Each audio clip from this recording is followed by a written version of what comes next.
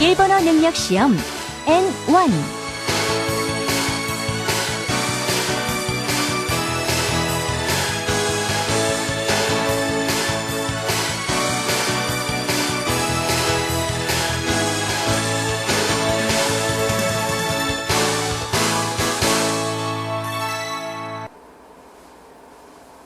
미나상 konnichiwa. 자, JLPT N1 독해, 이 독해 파트를 어떻게 공략할 것인가? 독해는 여러분들이 문제 풀기가 상당히 독해 재미없죠. 자, 그럼 독해를 어떻게 풀 것인가? 굉장히 많은 학습자 여러분들이 저에게 메일을 보내고 문의를 해옵니다.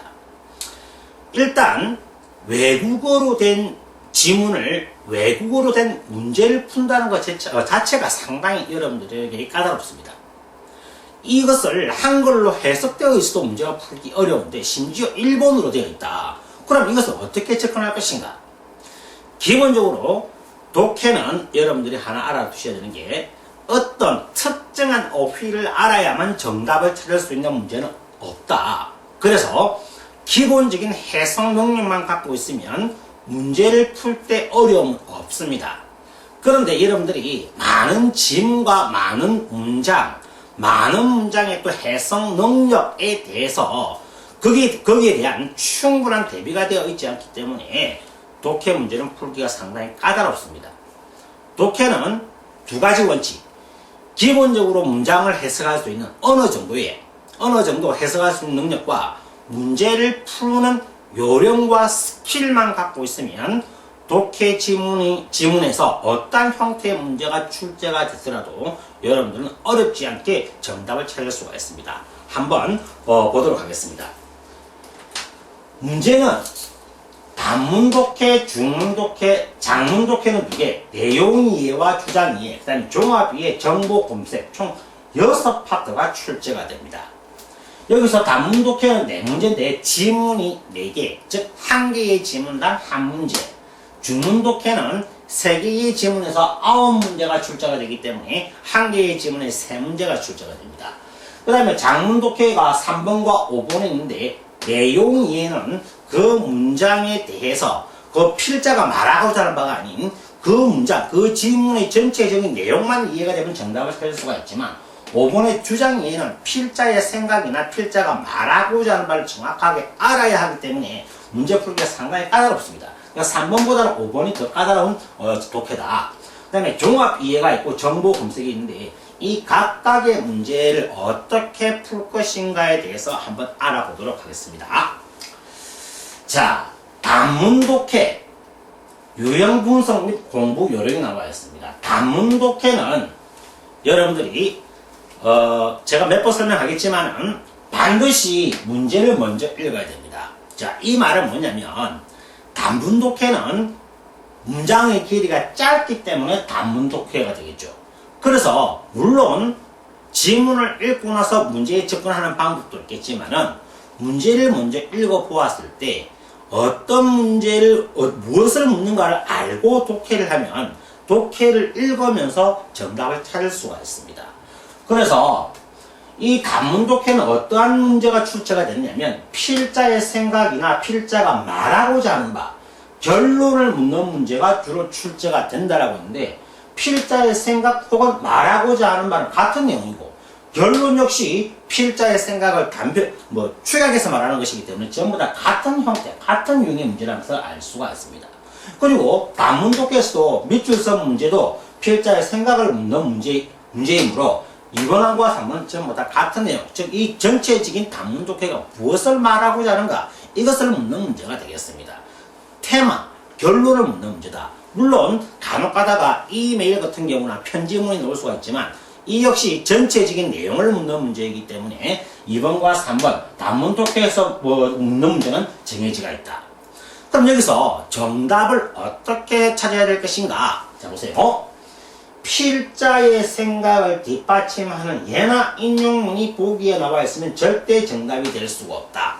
자, 이 말은 필자가 이 단문 독해를 적은 사람이 자기 생각을 뒷받침하기 위해서 간단한 예라든가 어떤 책이나 신문이나 매스컴에서 본 내용을 인용을 합니다.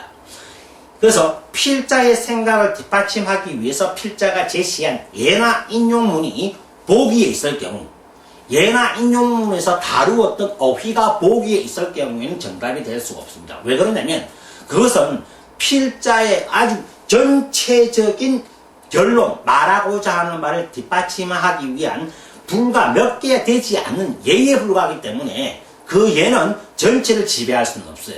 그 필자의 생각 안에 예가 들어가 있는 것이고 인용문이 있는 것이기 때문에 거기서 다루는 어휘가 보기에 넣으면 전체를 지배하는 내용이 될 수 없으니까 한 번 더 설명하자면 필자의 생각을 뒷받침하는 예나 인용문이 보기에 나와 있으면 예나 인용문에서 다루었던 어휘가 보기에 나와 있으면 절대 정답이 될 수가 없다는 것을 알아두셔야 됩니다. 독해를 하실 때, 단문 독해를 할 때 반드시 보기가 헷갈리는 보기가 두세 개, 두 개 정도 나올 겁니다. 이때 여러분들이 포괄적인 의미, 전체적인 것을 아우르는 의미가 있는 보기가 정답이 된다.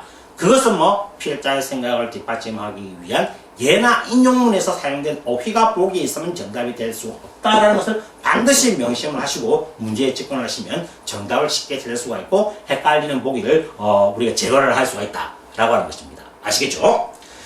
자, 그리고 중문 독해 및 장문 독해를 어떻게 풀 것인가? 자, 장문 독해는 두 가지 종류, 내용 이해가 있고 주장 이해가 있는데, 내용 이해는 여러분들이 중문 독해의 연장선이다. 중문 독해에서 한 단락이 더 늘어난 것이 장문 독해 중에서 내용 이해이기 때문에 중문 독해와 장문 독해는 묶어서 문제를 어떻게 풀 것인가에 대한 설명을 하도록 하겠습니다. 한 단락에 한 문제씩 출제가 된다. 자, 이것이 왜 중요하냐면, 자, 중문 독해는 약 3단락, 장문 독해는 4개 내지 5개 단락으로 구성되어 있습니다. 자, 그럼 여러분들이 한 단락을 읽고 나서 문제에 접근을 해야 되는데, 이 한 단락을 읽고 나서 문제에 접근했을 때, 보세요. 그 단락에 나와 있는 내용만이 보기 1, 2, 3, 4에 나와야 됩니다. 그런데, 첫 번째 단락에서 읽었던 내용을 벗어난 보기가 반드시 나와 있습니다. 그것도 많을 경우에는 3개, 최소한 2개 이상이 나와 있습니다. 여러분들이 만일에 2단락을 읽고 문제를 풀었을 경우에는 첫 번째 단락과 두 번째 단락에서 다루었던 어휘들이 전부 다 보기에 나와 있기 때문에 정답이 헷갈릴 수가 있습니다. 그래서 한 단락을 읽고 문제를 풀면 보기 중에서 생소한 어휘, 생소한 내용이 나와 있습니다. 그 내용은 그 다음 단락이나 그 다음 단락에서 나오는 내용이고 어휘이기 때문에 그것은 정답이 될 수가 없다. 그래서 반드시 그 단락에서 다루었던 내용만, 그 단락에서 다루었던 어휘만 정답이 되기 때문에 한 단락만 읽고 문제를 풀면 헷갈리는 보기를 제거를 할 수가 있다는 것입니다. 아시겠죠? 반드시 한 단락에 한 문제다 하는 개념을 가지셔야 됩니다. 두 번째는 밑줄선 문제는 전후 두 문장의 정답이 있다. 자, 밑줄선 문제가 중문 독해는 장문 독해는 문제가 출제가 됩니다. 그러니까 그 밑줄선 문제까지 일단 읽어야 됩니다. 밑줄선까지 읽고 나서 문제를 확인합니다. 어떤 문제인가? 그러면 여러분들이 독해 공부를 조금만 준비를 했다면 밑줄선 전에, 밑줄선 앞부분에 정답이 있는가, 밑줄선 다음에 정답이 있는가 여러분들이 구분할 수가 있습니다. 여기서 그러면 밑줄선 전후 어느 부분에 정답이 있는가를 체크를 했습니다. 밑줄선은 이러한 말을 나타내는 것이구나 라고 체크를 하시고 나서 그 다음에 그 내용과 같은 내용의 보기를 찾으면 되는데 무슨 말이냐? 보기는 본문에 있는 정답과 똑같은 내용이 나와 있지만 어휘는 달라지가 있어요. 예를 들어서 문장, 지문에서는 히토리데 세이카츠 시테이 혼자서 생활하고 있다가 정답이라고 합시다.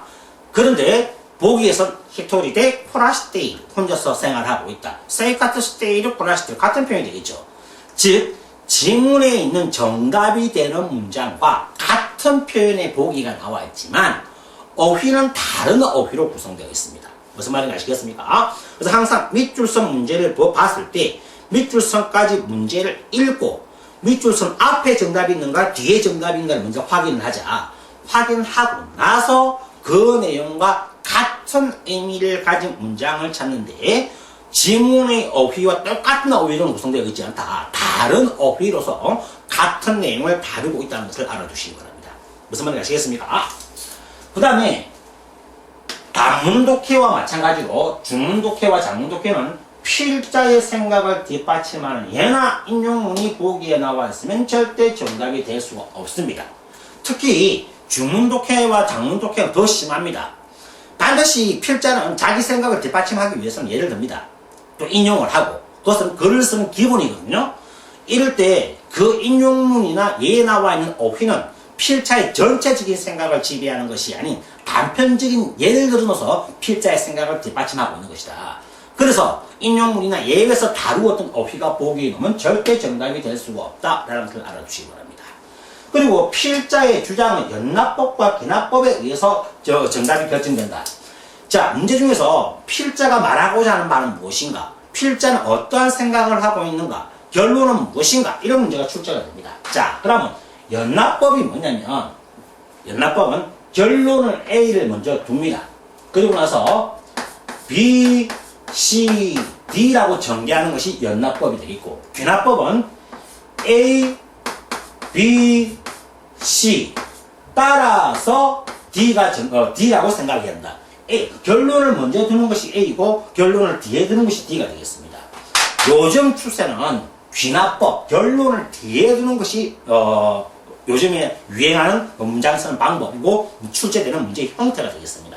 그래서 필자의 생각은 주로 앞문장이라든가 제일 마지막 문장 두 줄의 정답이 남아 있는데 여기서 여러분들 하나 아셔야 되는 게 주로 귀납법을 많이 형성하고 있으니까 문제 중에서 제일 마지막 부분이 어떻게 구성되어 있는가, 제일 마지막 부분에서 필자가 말하고자 하는 바가 언급이 된다라는 것을 알아두시기 바랍니다. 아시겠죠?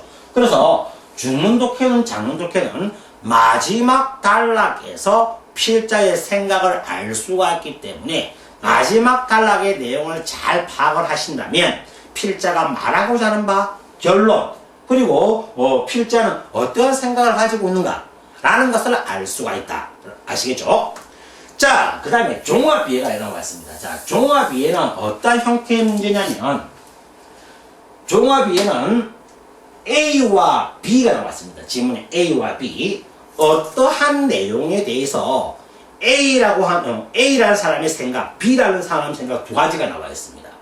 출제되는 문제는 A와 B를 비교하는 문제, 즉 A와 B의 공통된 생각, A와 B의 다른 생각, 같은 주제 이런 것을 묻는 문제가 되겠습니다.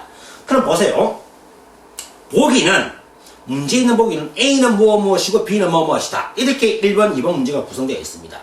이랬을 때 여러분들이 A와 B를 다 읽고 나서 문제를 풀었을 경우에 A의 생각이 무엇인가? 이것은 B를 읽는 순간에 좀 까먹을 수가 있습니다.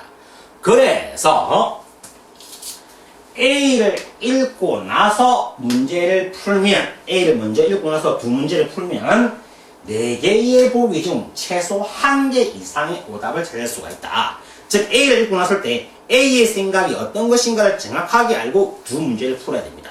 그러면 A의 생각과 전혀 관계없는 보기가 최소 1개 이상이 있기 때문에 그것을 오답으로 처리를 하고 그 다음에 문제에 남아있는 정답의 보기는 B를 읽으면 정답을 찾을 수가 있다. 그래서 A를 읽고 문제를 풀고 그 다음에 B를 읽고 나서 나머지 문제를 풀면 정확하게 정답을 잡을 수가 있기 때문에 A, B 동시에 읽지 말고 A를 읽고 1번, 2번 문제를 풀고 B를 읽고 남아있는 보기에서 정답을 유추해내면 여러분들이 시간적인 단축을 할 수가 있다라는 것입니다. 아시겠죠?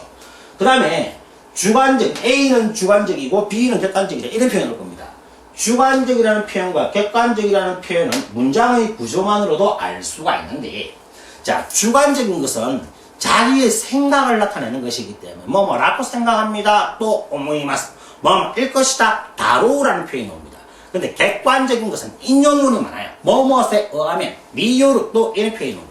그래서 객관적인 것은 리요르 또라는 표현이 나왔을 경우에는 객관적인 것이 되겠고 주관문적인 것은 문장에서 또 오모이마스라든가 다로우, 대쇼 추측하는 표현이 나오면 이것은 주관적인 표현이라는 것을 알아두시기 바랍니다. 그리고 뭐 감정적이다, 뭐 형식적이다 이런 표현들은 전부 다 뭐 필자의 주관에 해당되는 표현이다.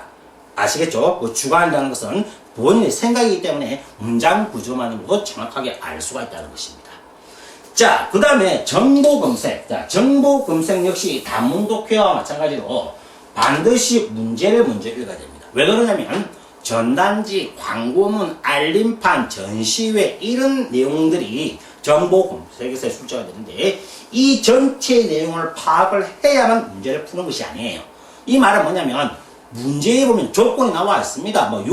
뭐 24세의 남학생인 유학생이다 이런 표현이 나와 있으면 그 조건이 있고 또 문제에도 보면 그 조건이 나와 있습니다.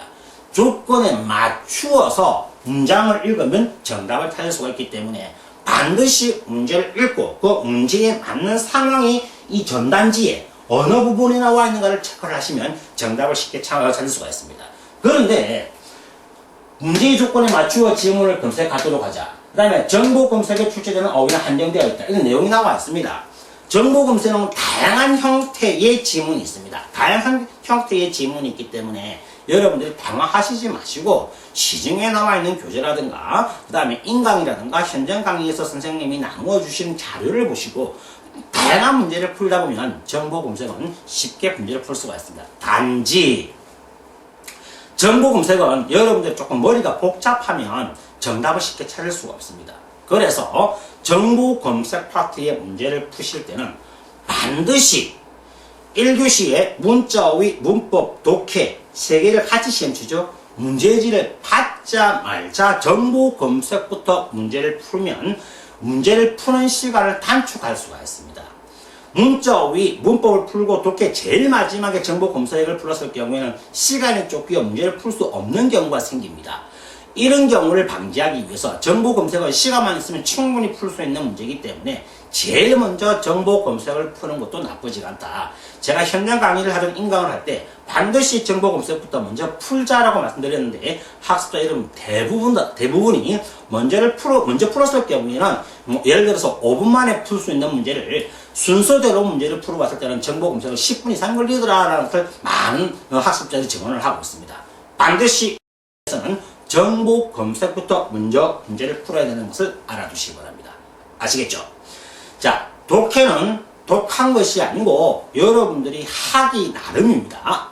기본적인 문장 해석 능력과 그 다음에 문제를 풀 수 있는 문제를 푸는 요령과 스킬만 알고 있으면 충분히 풀 수 있는 파트가 독해. 더 나아가서 고득점까지 받을 수 있는 것이 독해라는 것을 알아두시기 바랍니다.